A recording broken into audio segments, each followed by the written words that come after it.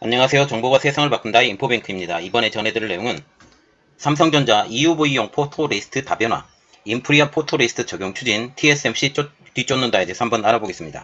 여러분의 구독, 좋아요 한 번씩 눌러주시고 이야기를 시작을 해보겠습니다. 지금 삼성전자가 EUV용 포토레시스트의 다변화를 추진합니다. EUV용 포토레시스트는 2019년이죠. 2019년 7월 아베 정권 당시에 대한국 수출 규제 품목 중에 하나였습니다. 이 그림이 있는데 그때 당시에 그 일본의 수출 규제 품목이 EUV용 포토레시스트 그리고 플로린 폴리이미드 고순도 불화수소입니다. 지금 고순도 불화수소 같은 경우는 거의 해결이 끝났고 플로린 폴리이미드는 지금 수입을 거의 하지 않는 상태예요. 울트라 띵 글라스를 많이 사용을 하기 때문에 그렇게 되고요.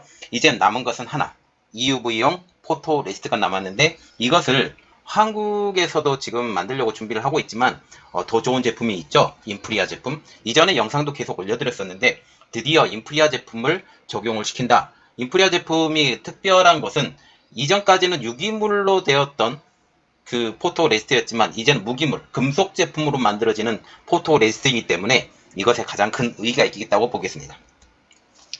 지금 반도체 초미세 공정인 필수 소재인 포토레시스트는 JSR, 도쿄오카공업, 시네츠 케미칼 등 일본 업체가 전체 시장의 약 90%를 점유하는 사실상 독점 소재입니다. 2019년 7월 당시 일본의 경제산업상이 한국에 대한 경제 보복 조치를 발표했을 당시만 해도 국내 반도체 업계의 위기감은 대단했었죠. 하지만 뚜껑을 열어본 결과 포토레시스트 공급 부족으로 인한 반도체 생산 차질은 아직까지도 일어나지 않는 상황이죠.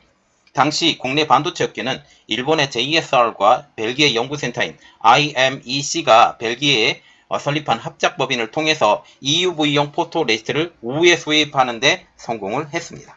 또한 2020년 8월에는 글로벌 화학 소재 업체이죠. 듀폰이 EUV용 포토레시스트 생산 공장을 천안에 짓겠다라고 발표를 했고 지금 진행 중이라는 것이죠.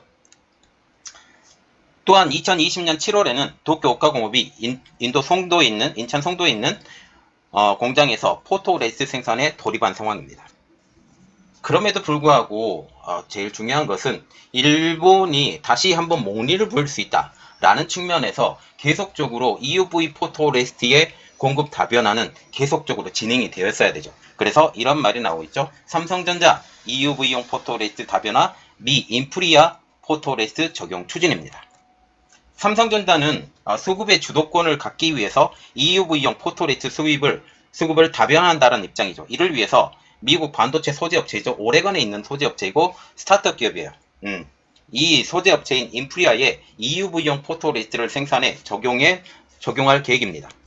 이 인프리아의 이 EUV용 포토레시스트는 무기물 기반이에요. 이 무기물 기반 EUV 포토레시스트를 만드는 기업이 지금 인프리아가 세계 유일하다는 것이죠. 특별히 무기물 포토레시스트가 중요한 것은 유기물에 비해서 초미세 반도체 회로 구현 성능이 더 우수한 평가를 받고 있기 때문입니다. 이것을 통해서 지금 TSMC가 무기물 포토레시스트를 인프리아로부터 이미 받아서 사용을 하고 있어요. 이미 받아서 사용을 하고 있고 이것에 대한 성과가 어느 정도 나고 있어서 삼성전자가 지금 따라가는 것으로 보이고 있다는 거죠. 이번 인프리아 포토레시스트를 적용을 통해서 EUV 공정 경쟁력의 강화, 말하자면 지금 TSMC가 이것을 적용을 해서 경쟁력을 강화했듯이 삼성전자도 그 발판을 따라가겠다는 겁니다. 그리고 또 하나, 일본에 의존해온 EUV 포토레시스트 조달의 다변화가 기대가 된다는 사실이죠. 삼성전자는 올해 연내에 파운드리 라인에 인프리아 EUV 포토레시스트를 도입할 계획으로 지금 파악이 되고 있습니다. 정확한 적용 대상 아직 확인이 되지 않고 있어요. 그러나 인프리아의 무기물 기반 EUV 포토레시스트는 초미세 공정의 장점이 있죠. 그래서 5나노와 같은 최신 파운드리 공정에 먼저 활용될 것으로 예상이 되고 있고 이 이후에 EUV에 들어가는 모든 공정, 노광 공정에 다 사용이 되기 때문에 메모리 반도체, 특히 D램에 적용이 될 수도 있다라는 말까지 지금 나오고 있어요. 이 내용은 조금 이따가 제가 다시 얘기 드릴게요. 지금 인프리아가 한국의 인프라를 마련하려고 준비를 하고 있는데 인프리아는 삼성에 공급하기 위해서 EUV 포토레시스트 보관 설비 등을 한국에 제반 인프라를 마련하고 있는 것으로 알려지고 있습니다. 그 가장 큰 이유, 삼성이 원했기 때문이죠. 이 사안의 밝은 관계자가 이렇게 말을 하고 있는데, 삼성전자의 현지 공급 요청에 따라서 인프리아가 미국에서 생산한 EUV 포토레시스트를 한국에 들여와서 삼성전자 팹에 납품할 채비를 하고 있다. 그리고 EUV 포토레시스트 보관 설비도 만들어서 어느 순간에 어느 때 필요하더라도 이것을 바로바로 공급할 수 있게 도움을 주고 있다. 그리고 특별히 삼성전자와 같은 경우는 이번에 파운드리 분야뿐만 아니라 메모리 분야에서도 EUV 노광 공정을 사용을 하잖아요. EUV 노광 공정을 사용을 하기 때문에 이 분야까지 넓어지게 되면 오히려 TSMC보다 더 많은 양의 그 EUV용 포토레시스트를 인프리아로 받아 쓸 수 있다라는 입장이죠. 그래서 이것의 규모의 경제를 봐서라도 삼성의 요청에 따라서라도 한국에 인프라를 만들어야 되고, 또한 SK 하이닉스도 이것에 따라갈 수 있기 때문에 장기적인 관점에서 한국의 인프라를 건설하는 것처럼 보입니다. 또 다른 반도체 관계자도 삼성전자가 시스템 반도체 양산에 인프리아 포토레시스트를 사용할 계획으로 안다라고까지 지금 전하고 있죠. 자, 그러면 우리가 EUV 노광 공정에 대해서 조금 알아보고 얘기를 해야 되는데, EUV 노광 공정과 같은 경우는 일반적으로 보면 브라르곤의 노광 공정과 좀 달라요. EUV는 울트라 틴 글래스, 울트라 틴 바이올렛, 엑스트라 울트라 바이올렛이죠. EUV니까 엑스트라 울트라 바이올렛인데, 말하자면 극자외선입니다. 극자외선이기 때문에 모든 물질에 흡착하는 성질이 있어요. 그래서 이 포토레시스트도 아주 특별한 제품을 사용을 해야 되죠. 그렇기 때문에 지금 인프리아의 포토레시스트가 더욱더 주목을 받고 있습니다. 특별히 UV 라이트라고 그래서 자외선이라는 거죠. 자외선을 하게 되면 이 양성과 음성의 포토레시스트가 있는데, 이 그림은 제가 또 더 올려드릴게요, 나중에. 자, 그러면 인프리아의 위상에 대해서 한번 보겠습니다. 포토레시스트와 같은 경우는 반도체 회로를 만들기 위해서 웨이퍼 위에 도포하는 필수 물질이죠. 우리가 웨이퍼를 딱 가지고 왔으면 그 위에 한번 포토레시스트를 도포를 시킵니다. 왜냐하면 감광액이라고 말하거든요. 빛에 감응하는 액체인데요. 이 빛에 감응하는 액체를 따라서 여기에 그 반도체 실리콘을 녹여버려요. 녹여버리면서 회로를 그대로 그려버리는 겁니다. 그래서 되게 중요한 내용이죠. 그래서 포토레시스트와 같은 경우는 빛의 반응에 화학적 반응을 일으키는 감광액의 일종이다 라고 말을 하고 있고, 빛을 받으면 용해 또는 응고하는 성질이 있어서 파나와 같은 요철 형상 가능이라고 적어져 있습니다. 특별히 아까 언급했던 포토레시스트의 종류와 특성을 보면 포지티브하고 네거티브가 있는데, 포지티브와 같은 경우는 지금 빛을 끌어들여서 그것을 태워버리는, 그리고 네거티브와 같은 경우는 그 빛에 대해서 굳어버려서 그 빛을 그 회로도가 그대로 그려지는, 이 두 가지 방식이에요. 그래서 현상으로 해서 패턴 방식이 그 빛을 그려진 데를 녹여버리는 것을 포지티브, 이걸 굳혀버린 것은 그대로 놔두고 옆에 이제 식각 과정을 통해서 떨어뜨리는 것을 네거티브 과정으로 지금 말을 하게 되는 거죠. 그런데 특별히 인프리아가 특별한 이유가 있습니다. EUV 노광 공정에 이제 특화가 되면서 차별화된 성능을 지니는 포토레시스트 기술을 보유하고 있다는 거죠. 특별히 유기물로 만들어지지 않고 무기물로 만들어졌는데, 무기물이라는 것은 기본적으로 금속을 생각을 하면 돼요. 우리가 철, 비철금속 이러한 것들이 다 무기물이에요. 그 제외한 것은 유기물로 불리는데, 유기물로 구성된 기존의 포토레시스트와는 달리 분자 크기가 기존의 포토레시스트의 5분의 1 수준입니다. 그게 가능한 게 무기물이기 때문에 이게 가능하죠. 이 제품을 통해서 이제 그 분자 크기가 작아지기 때문에 더욱더 선명한 그 라인을 그릴 수 있겠죠. 그래서 좀 더 조밀하면서 선명한 회로 패턴을 형성하는데 도움을 준다라는 말이 나오고 있어요. 지금 EUV 시대로 넘어가는 현 시대에서 초미세 반도체 공정의 핵심 소재로 이제 더욱더 크게 주목을 받고 있는 것이죠. 이 기술을 통해서 삼성전자를 비롯해서 TSMC, 인텔, SK 하이닉스, 어플라이드 머티리얼 등을 포함하고 있으며, 지금 포토레시스트를 만들고 있는 도쿄화학공업, JSR 등도 인프리아의 투자 상용화를 기대하고 있습니다. 이 그림이 하나 지금 좋은 게 있어서 지금 화면을 따왔는데, our border라고 있죠. 이 사진이란 뜻입니다. 여기 보시면 이 사진에 누가 들어가 있느냐? 지금 옛날에 CEO인 짐 라세스, 이게 넥스 플래너 지금 회장이고요. 그리고 디렉터, 인프리아 코퍼레이션의 디렉터도 있고, 그 인베스트먼트 디렉터로 어플라이드 머티리얼즈에서 투자를 했다. 그리고 삼성벤처에서 투자를 했기 때문에 이 사진으로 삼성벤처에서 들어와 있습니다. 그리고 포토닉스에서도 CTO를 지금 만들고 있고요. 그리고 마크 셔터, 그리고 JSR 마이크로, 말하자면 JSR과 같은 경우는 포토레이스를 만들고 있는 일본 회사예요. 일본 회사마저도 여기에 투자를 해서 이 사진으로 꾸려져 있습니다. SK 하이닉스의 그 정희진님이라고, 이게 옵저버로 관찰자로 지금 되게 있고요. 인텔도 마찬가지고, 밴드갭이라는 벤처 회사, 그리고 오레건 엔젤 펀드, 말하자면 이 회사 자체가 오레건에 있기 때문에 오레건에서 투자한 회사예요. 그리고 이 회사가 원래는 오레건 주립대학의 그 벤처 회사입니다. 이렇기 때문에 오레건에서 투자를 할 수밖에 없어요. 그리고 어플라이드 머티리얼, TOK 이렇게 돼 있죠. 그래서 our investment라고 하는 게 중요한데, 같이 성장하는 회사들이에요. 여기서 눈여겨봐야 될 거, 삼성, 인텔, 에어리퀴드 아시죠? 어플라이드 머티리얼, TOK, 도쿄화공업입니다. JSR도 포토레이스를 만드는 회사. 밴드갭 벤처라는 것은 벤처 회사예요. 벤처 투자 회사입니다. 그리고 오레건 벤처 펀드 마찬가지고요. 오레건주에.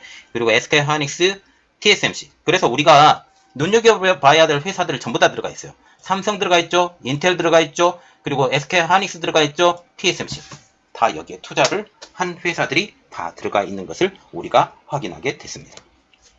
그러면 이번에 삼성전자가 인프리아의 EUV 포토레이스를 적용하는데 그것이 어떤 의의를 갖고 있느냐라는 것을 한번 보겠습니다. 삼성전자가 인프리아 포토레이스에 대한 성능 평가를 지금 완료를 하고 본격적인 적용을 추진하고 있습니다. 인프리아는 지난 해인 2020년 9월 달에 미국의 오리건의 공장에 연 4천만 갤론 이상의 포토레이스트 생산을 할 수 있는 능력을 갖췄다라고 말했으며, 글로벌 반도체 기업들의 양산 공급을 본격화할 것이라고 작년에 예고를 했어요. 업계에 따르면 인프리아의 EUV 포토레이스트는 TSMC가 이미 사용 중이고, 먼저 선빵을 날린 회사가 TSMC라는 겁니다. 그래서 지금 TSMC가 이 인프리아의 포토레이스를 통해서 더 미세 공정에서 수율 자체가 차이가 날 수밖에 없었던 두 가지 큰 이유, 이 포토레이스의 적용과 또 포토마스크의